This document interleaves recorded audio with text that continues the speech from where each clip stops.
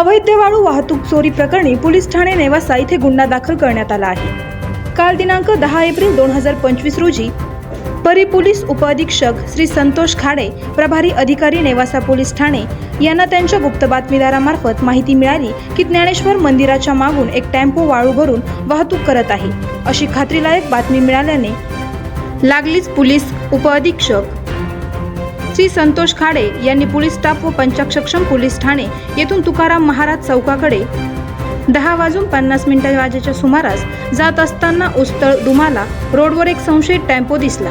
त्याचा पाठलाग करून त्यास थांबवले असता पोलीस स्टाफ व पंचाची चाहूल लागताच सदर टेम्पोमधील चालकाव्यतिरिक्त इतर 3 इसम हे पळून गेले। सदरवेळी टेम्पोमधील ताब्यात घेण्यात आलेला इसम यास आम्हा पोलीस व पंच अशी ओळख करून त्यास त्याचे नाव गाव विचारले असता त्याने त्याचे नाव आकाश कान्हू धोत्रे, वय वर्ष 28, राहणार गंगानगर, नेवासा खुर्द तालुका नेवासा असे सांगितले।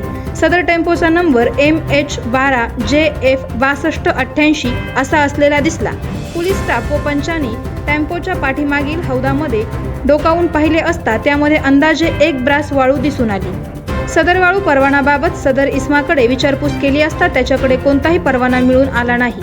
गाडी मालकाबाबत विचारणा केली असता त्याने गाडी मालकाचे नाव संतोष राजगिरे, राहणार कसाई गल्ली, नेवासा खुर्द तालुका नेवासा व इतर 2 इसमांची नावे माहीत नसल्याने सांगितले।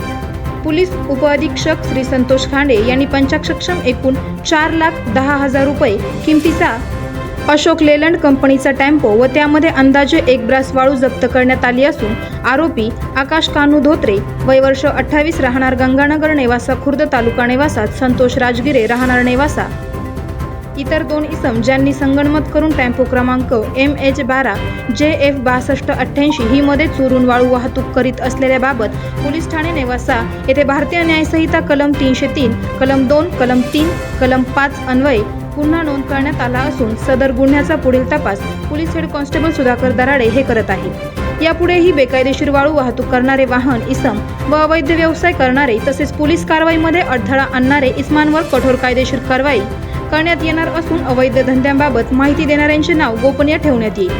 सदरची कामगिरी ही मान्य पोलीस अधीक्षक श्री राकेश शोला साहेब, अपर पोलीस अधीक्षक वैभव कलंबुर्मे साहेब, उपविभागीय पोलीस अधिकारी श्री सुनील पाटील यांच्या मार्गदर्शनाखाली नेवासा पाटील स्टेशनचे पोलीस प्रभारी अधीक्षक श्री संतोष खांडे, पोलीस उपअधीक्षक पोलीस कॉन्स्टेबल श्रीनाथ गवळी, पोलीस कॉन्स्टेबल अवि वैद्य, पोलीस कॉन्स्टेबल दहिफळे सापोना संदीप बर्डे यांनी केलेली आहे।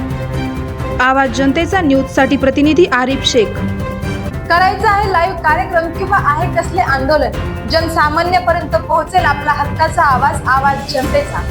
बातमी व जाहिरातीसाठी संपर्क करा स्क्रीनवर दिलेल्या नंबरवर।